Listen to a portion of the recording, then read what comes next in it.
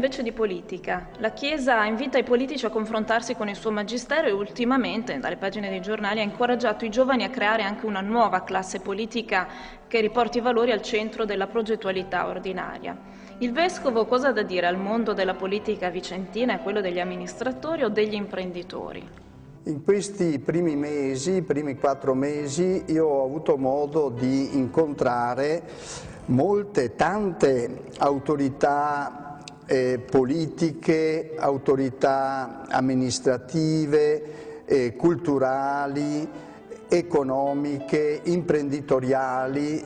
e ho trovato delle persone serie, delle persone competenti, delle persone motivate, potrei dire appassionate nella ricerca e nel contributo del bene, nel dare un contributo al bene comune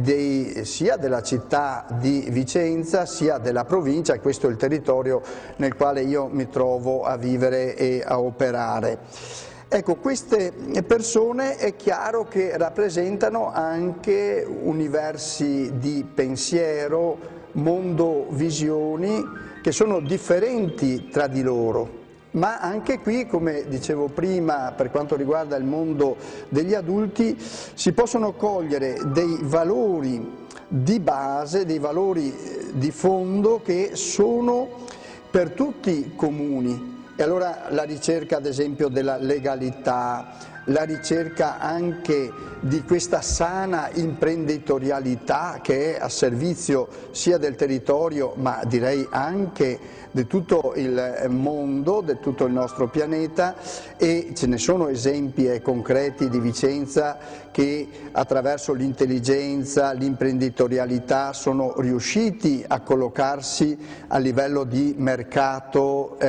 anche internazionale. E allora questi valori fondanti e fondativi che sono condivisi da tutti possono essere poi proposti, possono essere anche realizzati nei vari ambiti della vita civile, della vita sociale, della vita religiosa. Quindi io guardo con grande fiducia e grande speranza da questi incontri vivi che io ho avuto con queste persone, con le quali in certo modo ci sono anche dei legami di stima, sicuramente in alcuni casi anche di amicizia, quindi vedo positivamente quello che si può realizzare qui attraverso tutte queste realtà, questi ambiti nel mondo sia civile, sia sociale, politico e religioso della città e della provincia. Mass media. Trovare un equilibrio nella comunicazione o nell'uso dei mass media oggi sembra più difficile. Esiste un percorso più virtuoso di altri sia per chi comunica sia per chi ne usufruisce? Ma il percorso virtuoso lo si può in qualche modo percepire da quello che è l'obiettivo. Se l'obiettivo è virtuoso, anche il percorso può essere virtuoso, e mi spiego. Se l'obiettivo è quello di farmi ascoltare, di farmi leggere, di farmi vedere a tutti i costi, attraverso uno scoop, attraverso una notizia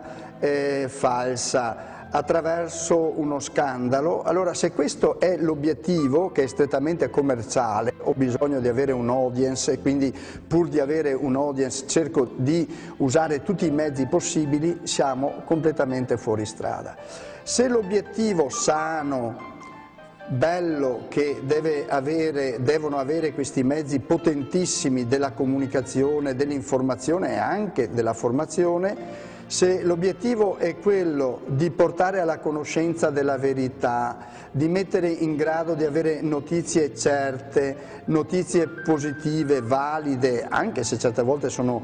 notizie critiche, se è questo di mettere nella mente, nel cuore delle persone, queste informazioni vere, autentiche, lasciando poi alla riflessione, alla discussione, alla dialettica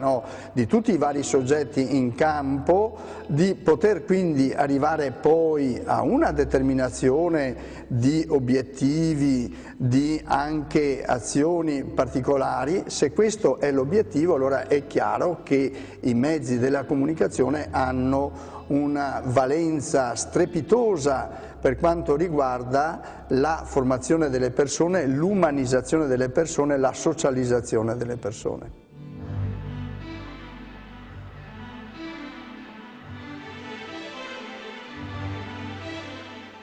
Domanda difficile, qual è a suo avviso la vera sfida futura per la comunità vicentina?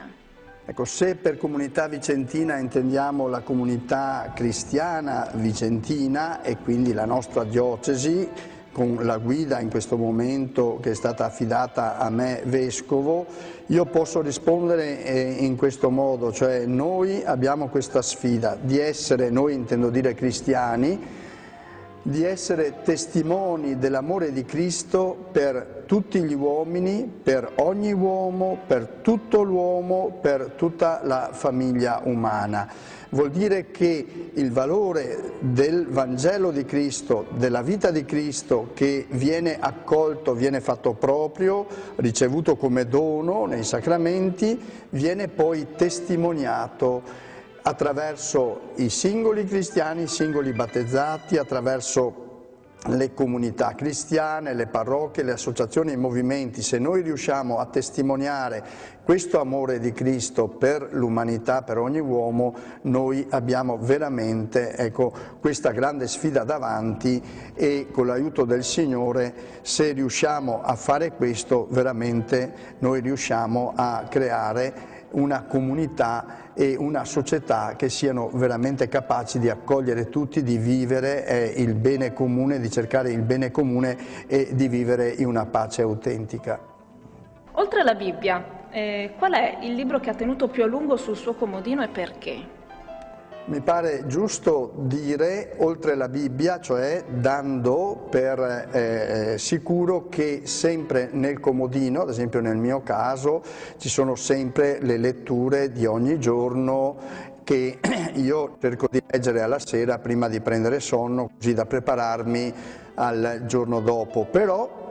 accanto a quelle, che si fa anche presto a leggere, ci sono sempre due volumi, ho voluto anche mostrarveli, che io tengo per il momento da quando sono venuto qui a Vicenza, e il primo è la storia della diocesi di Vicenza e il secondo è un documento che riguarda un momento decisivo della vita, della storia della diocesi di Vicenza, ed è il sinodo diocesano tenuto dal 1984 al 1987, che io ritengo ancora attuale come punto di riferimento per la vita e la missione della diocesi di Vicenza. Il primo evidentemente mi serve perché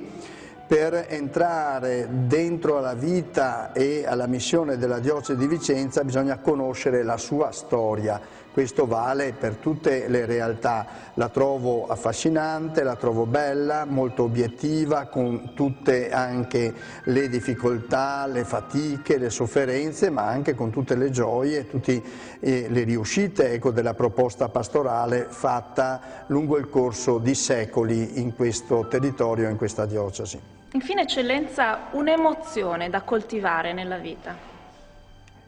È un'emozione che è ricorrente nello scorrere delle mie giornate, nelle visite che faccio alle comunità, negli incontri che faccio con le famiglie, e la formulerei in questo modo: la bellezza di osservare gli occhi e i sorrisi dei bimbi, dei piccoli, che denotano un grande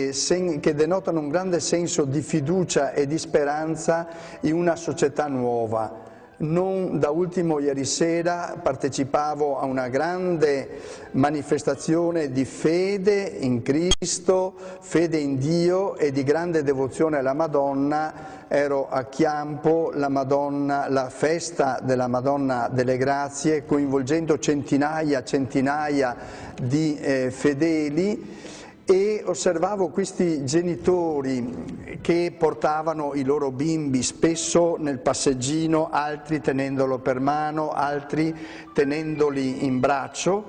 e guardando gli occhi stupiti di questi ragazzi, anche stupiti rispetto a vedere questa persona strana del vescovo con questo copricapo, questa mitria e con questo bastone, il pastorale nella mano e i suoi paramenti, cioè e guardare anche l'immagine della Madonna con quegli occhi disincantati, occhi puri, che non hanno ancora conosciuto la malizia e la difficoltà, anche la fatica del vivere. Ecco, attraverso la nostra trasmissione di valori, di generazione in generazione, attraverso la catena delle generazioni,